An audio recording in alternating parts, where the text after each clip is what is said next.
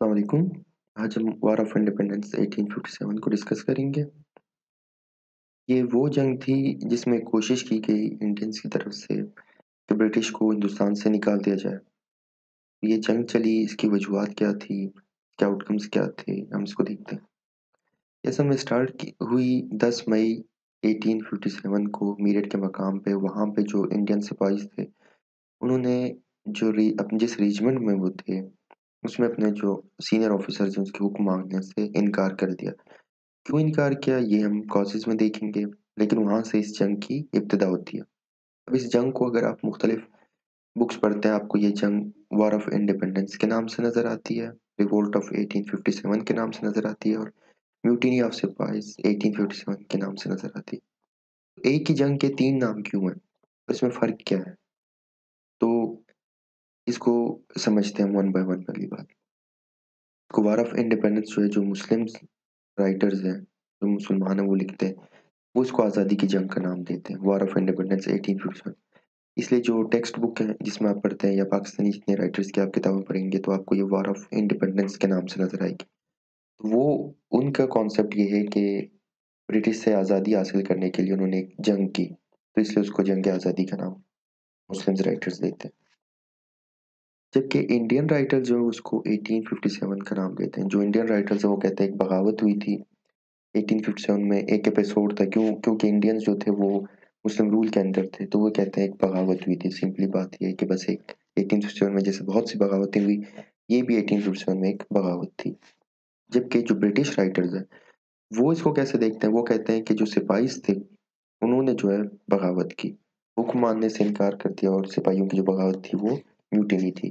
तो जब आप वॉर ऑफ इंडिपेंडेंस की बात करेंगे तो आप मतलब मुस्लिम राइटर्स जो हैं उनका व्यू पॉइंट दे रहे हैं। रिवोल्ट की बात करेंगे तो आप इंडियंस का दे रहे हैं। म्यूटिनी की बात करेंगे तो आप ब्रिटिश की जो व्यू पॉइंट है उसकी बात कर रहे हैं। ये तीनों चीज़ें हैं, वाक़या भी सेम ही है, लेकिन सिर्फ़ नाम और नज़रिए में फ़र्क है। तो अभी हम डिटेल में जाएँगे उसकी काज़ेज़ क्या थी, फिर उसके बाद हम आउटकम्स पे आते हैं। तो सबसे पहले इसकी काज़ेज़ जो थी, इमीडिएट कॉज़ जो है, सिपाहियों ने क्यों बगावत की, वो ग्रीस कार्ट्रिजेज़ थी। इनकी जो फ़ौज थी उसके अंदर इन्होंने इनफ़ील्ड राइफ़ल्स थे, वो इंट्रोड्यूस करा। जिसके अंदर जो कार्ट्रिजेज़ थे, जो कारतूस थी, वो डलती थी, उसके ऊपर ग्रीस लगा होता था। तो फ़ौज में ये बात मशहूर हो गई कि जो उसके ऊपर चर्बी जो लगी हुई है, वो गाय और सूअर की चर्बी है।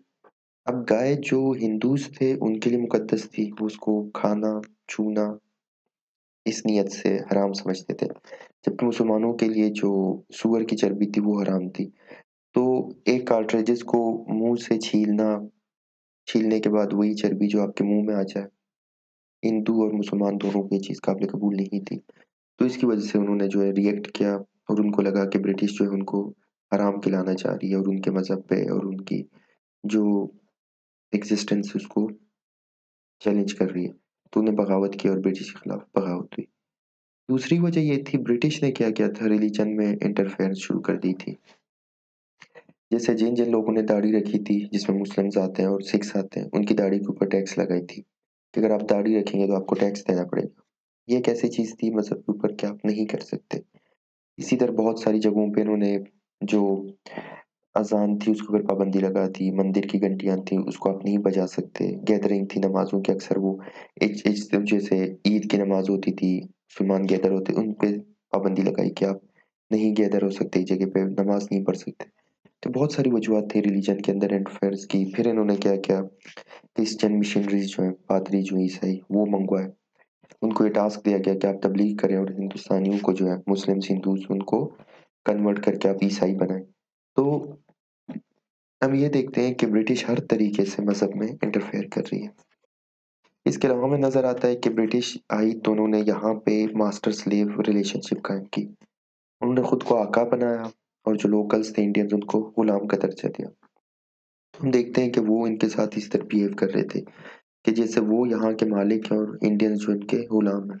जो ब्रिटिश रेलवे थी उसके अंदर इंडियंस को फर्स्ट क्लास में सफ़र करने की इजाज़त नहीं थी, उसमें सिर्फ़ ब्रिटिश कर सकती थी। इसी तरह जो ब्रिटिश के रेस्टोरेंट्स थे, उसके अंदर लिखा होता था Indians and dogs not allowed, तो इंडियंस को वो कीर समझते थे, किसी तरह अलाउ भी नहीं करते थे। तो आप देखते हैं कि वो बहुत ज़्यादा डिफ़रेंस जो है वो क्रिएट कर रहे हैं, उनको इंसान ही नहीं समझ रहे। तो आहिस्ता-आहिस्ता वो उनको प्रोवोक कर रहे हैं कि वो बगावत की तरफ जाएँ। फिर इन्होंने एक डॉक्ट्राइन लॉर्ड डलहौज़ी जो थे, उन्होंने एक डॉक्ट्राइन ऑफ लैप्स जो है वो इंट्रोड्यूस कराई। डॉक्ट्राइन ऑफ लैप्स में ये था कि जो छोटी-छोटी रियासतें थी, अगर उनका बादशाह मर जाता और उसके पीछे मरने के बाद जो वारिस थे, उसमें बड़ा बेटा ना होता उसका, तो वो रियासत ब्रिटिश कब्ज़ा कर लेती।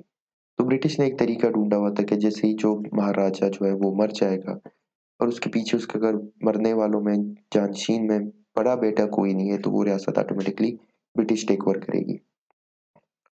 फिर इसी तरह इंडियंस को जो उन्होंने जॉब्स दी थी, सिपाही जो थे फ़ौज में, उनके साथ डिस्क्रिमिनेशन थी। उनकी तनख्वाहें कम थी, उनको छुट्टियाँ नहीं दी जाती थी, उनसे काम बहुत ज़्यादा ले ली जाती थी, उनको प्रमोशंस नहीं दी जा रही थी। तो हर तरीके से हम देखते हैं यूरोपियन, ब्रिटिश वर्सेस इंडियंस जो हैं, उनके बीच में बहुत ज़्यादा फ़र्क था। इस फ़र्क को जो है इंडियंस तो शुरू में बर्दाश्त कर रहे थे, लेकिन आहिस्ता-आहिस्ता उनको फ़ील हुआ कि अब बात जो है बहुत आगे बढ़ चुकी है, अब हमने रेज़िस्ट करना है। तो इसी तरह उन्होंने देखा जो मुगल एम्पायर थी, जो मुगल बादशाह थे, उसकी इज़्ज़त जो है ब्रिटिश ने ख़त्म की हुई थी। ब्रिटिश उसको एज़ अ कठपुतली के तौर पे इस्तेमाल कर रही थी, उसकी कोई बात नहीं चलती, उसको घर में कैद किया हुआ था, उसको अपने हुक्म पे चला रहे थे। तो मुसलमानों को ये भी काबिल कबूल नहीं थी कि उनका जो मुगल बादशाह है, वो उसकी बेइज़्ज़ती हो रही है। ब्रिटिश उसको इज़्ज़त नहीं देती, उसकी तौहीन हो रही है हर जगह।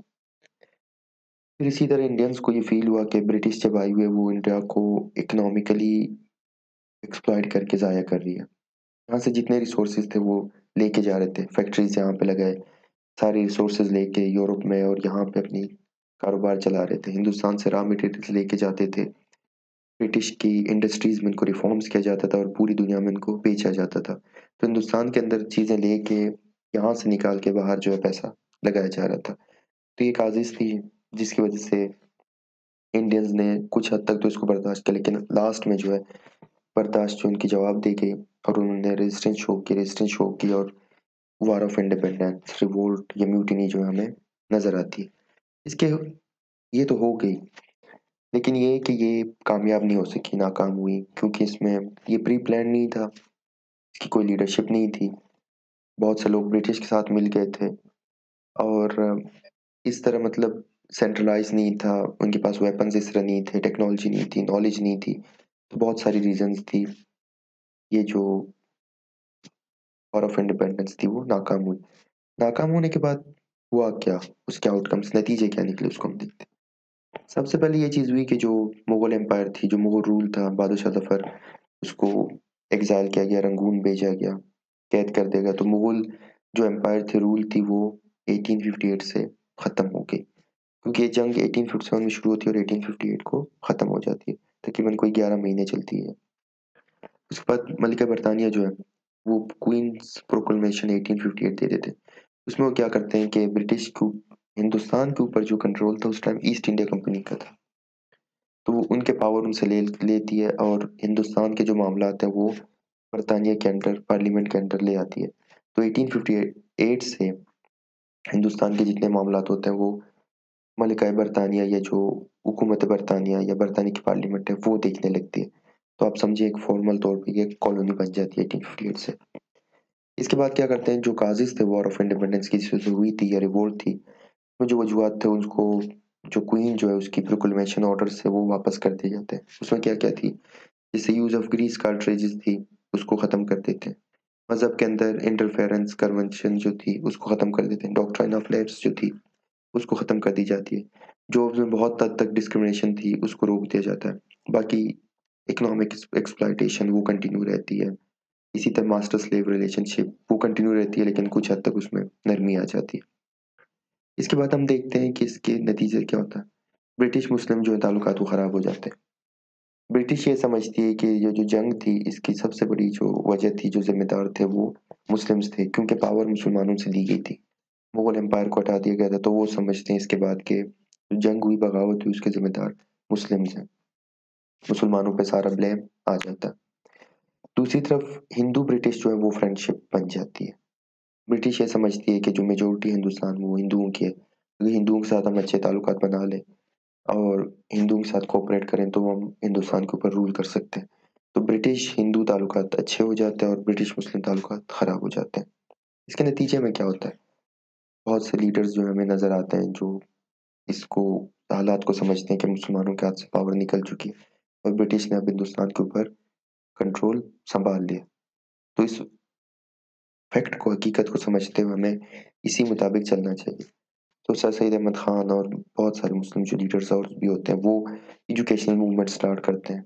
वो कहते हैं ब्रिटिश को समझने के लिए हमें इनकी जो नॉलेज है, वो हासिल करनी होगी। आप इसकी नॉलेज हासिल करेंगे तो आप समझ सकते हैं कि ब्रिटिश क्या चाहती है, क्या सोचती है, क्या करना चाह रही है। तब जाके आप इनका मुकाबला कर सकेंगे और इनके साथ जो है बैठ सकेंगे, पावर इनसे दोबारा ले सकेंगे। तो नेक्स्ट लेक्चर में हम इसको डिटेल में देखेंगे कि एजुकेशनल मूवमेंट्स में कौन-कौन सी थी, जिसमें अलीगढ़ मूवमेंट आती है, दारुल उलूम देवबंद आती है, नादतुल उलमा लखनऊ जो है वो आती है। नेक्स्ट लेक्चर में हम डिस्कस करेंगे कि वार ऑफ इंडिपेंडेंस के बाद मुसलमानों ने इसको किस तरह टैकल करने की कोशिश की, किस तरह समझा कि हम अब क्या करें जब ब्रिटिश के पास पावर आ गई और मुगल रूल जो है वो हिंदुस्तान में खत्म हो चुकी है। तो ये लेक्चर ये था, आपको इसमें क्लियर हो गया होगा कि वार ऑफ इंडिपेंडेंस क्या थी, म्यूटिनी क्या थी और रिवोल्ट क्या थी? मतलब एक इवेंट को 3 नाम क्यों दिए गए? इसकी काज़ेज़ क्या थी? काज़ेज़ के बाद इसकी आउटकम्स क्या थी? तो आउटकम्स के बाद फिर नेक्स्ट लेक्चर्स आएँगे जो एजुकेशनल मूवमेंट थी उसको हम डिस्कस करेंगे। थैंक यू, अल्लाह हाफ़िज़।